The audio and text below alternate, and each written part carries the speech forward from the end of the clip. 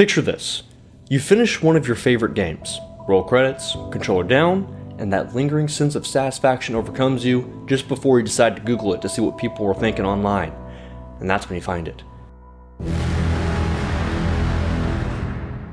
Okay, but dramatics aside, take Mass Effect 3 for an example. It didn't just ship with a controversial ending, it shipped with the ghost of a better one behind it.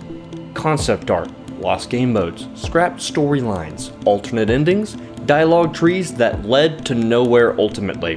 And your brain starts to race. Why was this cut? What could have been? Why does this hit harder than the ending that I just played? Let's take Mass Effect 3 for a further example. 3 games of building relationships, making choices, shaping a galaxy. Then, the final 10 minutes all collapsed into 3 separate colored explosions. Or Cyberpunk 2077, where entire quest arcs, branching paths, and dynamic police systems were all shown off and quietly never made it into the final game. If you've ever gone digging into developer commentary or fell for a good leak thread, you felt it too. Sometimes the cut parts of a game stay with us longer than the ones we actually played. This is the power of what psychologists call counterfactual thinking. It's our brain's habit of imagining alternate realities, especially when things don't go how we expected them to. If only BioWare had more time. What if they stuck to the original script? What if I had picked a different choice? We think about what could have been, even if it never existed. Our brains don't treat those alternate realities as fantasy. They treat them like emotional truths. That version of Mass Effect that never existed still hurts to lose it. Hey, I'm Pint. Half the pint. Today's topic is about the emotional aftermath of games, the stuff that lives beyond the credit screens. We're talking cut content, psychological biases, and the weird way our brain fills in the gaps of unfinished games. So, grab a drink, put this on your second monitor, insert the shameless subscribe plug right about here, and let's get weird. Oh, and shout out to the Patreon, where you can support the channel for as little as $2 a month. More on that, and future content at the end of the video. There's a difference between a game that feels unfinished and a game that is unfinished. And nowhere is that clearer than Cyberpunk 2077's Night City. At launch, Night City was beautiful, but hollow. Quests that teased but lacked branching paths. Character arcs that hinted at depth fizzled out. Entire systems like life path variety, faction dynamics, even the police AI were either broken or just gone. It felt less like a world you could live in and more like a film set where half the props were fake doors. This isn't about bugs, this is about design. Whole features and story arcs that were advertised and cut, and yet their ghosts still linger in the final game. Why do these ghosts stick with us anyway? Enter the Zeigarnik effect. In 1927, a psychologist Bluma Zeigarnik noticed something strange while sitting at a cafe. Trust me, I'm getting somewhere with this. This'll be quick. Waiters remembered unpaid orders perfectly, but once the bill was settled, they forgot almost immediately. Her research uncovered something fundamental about how our brains work. We remember unfinished tasks better than the completed ones. That's what happens when we play games like Cyberpunk 2077. The experience is full of half-built arcs and implied systems. Our brains latch onto the potential because the loop never closed. That life path intro that felt like it was supposed to be more, that companion whose story just stops, that empty building with nothing in it but maybe was going to be something, our minds can't help but finish the sentence. This doesn't just apply to the game that shipped. Sometimes, the most haunting cut content comes from games that never even made it into our own hands. Let's take Star Wars Battlefront 3 for example. This game was more than halfway through development. Some leaks go as far as to say 90 to 95% complete. Internal builds existed, and the hook? Seamless space to ground combat. All in one flow, no loading screens, no menus. And we never got it. The studio was shuttered, development ended, and Battlefront 3 became one of the most famous almosts in gaming history. It wasn't a bad game, it wasn't a broken game, it was an incomplete one. And that makes it worse, because the loop never closed. The point is, when a game gives you nothing, your brain supplies everything. Because that's what the Zeigarnik effect does. It hooks us on the incomplete. We didn't just want to play these games, we wanted to finish them, even if the developers never got to. This wouldn't be a cut content video though, if we didn't discuss the king of cut content, So far, we looked at games that shipped unfinished, or never shipped at all. But what happens when a game is both a classic and a construction site at the same time? Enter Halo 2. Bungie's follow-up to one of the most iconic shooters of all time that was under pressure from day one. Deadlines were brutal. The E3 demo? Smoke and mirrors, held together with duct tape and a dream. The studio was trying to meet demand, split resources between teams, and spin up a new satellite office for future projects, all while reinventing their golden goose. They were overscoped, under-resourced, and running out of time. As one developer describes it, we were assembling a cathedral in a hurricane. Entire levels in Halo 2 were cut late in development. The Earth campaign was gutted, and the ending? Not an ending at all. Just a hard cut to black, because there was no time to build what came next. Sir, finishing this fight.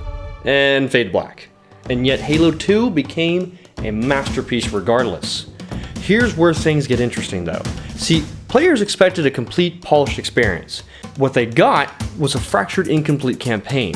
And why did it resonate so strongly despite having such a sudden cliffhanger?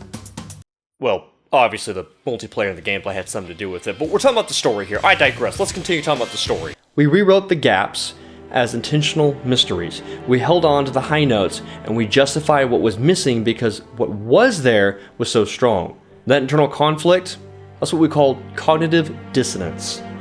It's the mental tension between what you thought you were getting and what you actually got. We tell ourselves, this isn't what was promised, but it's still brilliant. So maybe the cuts made it better? And that logic sells the score. We resolve the contradictions not by rejecting the product, but by reframing it in any way possible. It wasn't broken, it was bold. It wasn't unfinished, it was iconic. And if Halo 2 walked so modern Bungie could run, well, then Destiny was sprinting with a blindfold and a pair of scissors. And the creature who claims to speak will Take care your tone, Console. We swore we would do anything to protect the last city. The game's original story, revealed in leaks and developer interviews, was drastically different. There were entire betrayal arcs, the speaker was more complex, the Traveler wasn't what we thought, and it was gutted months before launch. But here's the thing, Destiny wasn't carried by mystery alone. It had excellent gunplay, a novel hybrid of PvE and MMO design, and some of the most satisfying movement mechanics in a shooter to date. Players didn't need to invent their own lore to enjoy Destiny, but when they did, it was because the mechanics gave them a reason to stay. And just like with Halo, the imagination filled the void. These games survived their missing pieces, not because we ignored the holes, but because we absorbed them. We gave meaning to scars. Sometimes that makes the final product feel legendary, but what if we had received the full original version? What if those massive chunks of cut content were never removed? Would the game be better? Or would it collapse under the weight of its own ambition? Because not every what could have been is better than what we got. Sometimes, cuts don't ruin a game, they save them. Enter Doom 4. Up until now, we've been mourning. We've looked at story arcs, mechanics, characters, whole worlds that were stripped away or never realized. We've treated cut content like missed opportunities, ghosts of better games.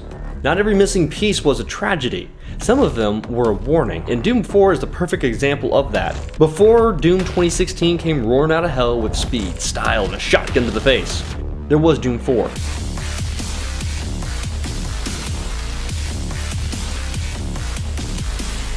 The version we never played, and for good reason. Doom 4 wasn't just a different tone, it was a completely different game, a different genre even. A slower cinematic shooter in the same style and vein as Call of Duty. Urban environments, realistic military squads, scripted set pieces. Gone was hell, the movement, and aggression. It wasn't Doom, it was Doom in only name. Developers at id Software later admitted that internally, it just didn't feel right, and eventually they did the unthinkable.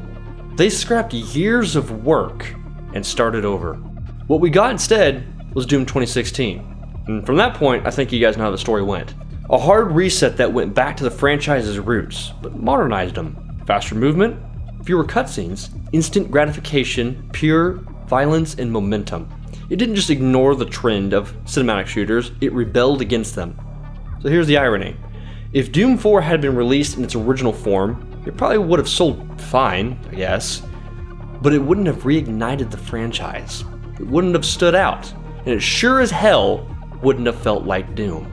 In this case, cutting everything saved everything. So, where does that leave us? Well, let's go back.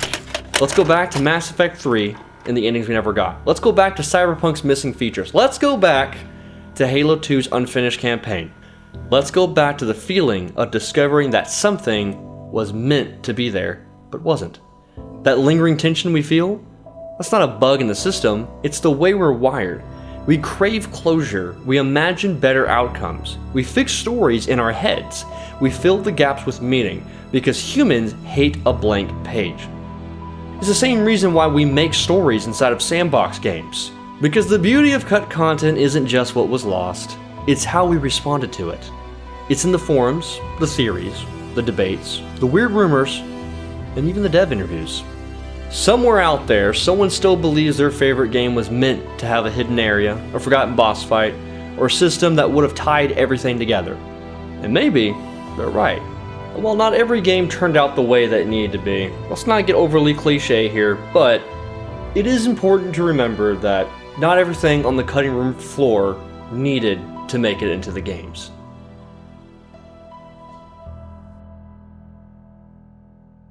And hey, if you're the type of person that enjoys picking at game dev scars, well, good news. We'll be dropping more deep dives every week. But next week, we have something a little special coming out first before we do another deep dive just like this one. So, if you want to see more content like that, be sure to hit the subscribe button, notification bell, so you can be informed next week when the next video drops. Hey, quick update from the editing Taylor. So the formula has actually changed a little bit from when this was last recorded, so we'll be doing new uploads every other week. I'll still have a pretty special upload coming out for the next one, but that way every other week will be 2 uploads, or approximately 2 uploads a month. That way I can make sure I still give you guys good edits when they end up getting released. So, bit of a change, but all more the reason why you should hit the subscribe button, get that notification bell, that way you can be informed when those videos drop, because, you know, the YouTube homepage isn't very good when it comes to reliably putting that stuff in front of you. So I also wanted to redo this last bit because it just didn't feel very genuine when I was editing it. So I'll have the Patreon link down below if you guys are interested, or if you want to just at least check out and see what's going on past there.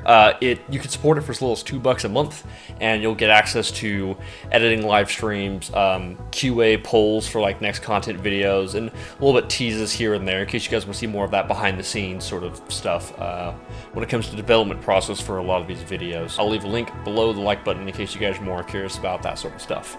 But other than that, I appreciate you guys stopping by. It's always been fun making these sort of videos, and I enjoy the fact I'm able to do these fun, in-depth editing videos again and get away from those old news videos I used to do back in the past. So this is what the future of the channel is going to be like now. Very exciting, very much looking forward to it. Leave a comment down below if you like this formula, but most importantly, if you have any critiques for what you saw today, because I'm looking to start improving this stuff going forward. So thank you all for watching. Long time, but a hard time. I'll see you guys next time. Take it easy.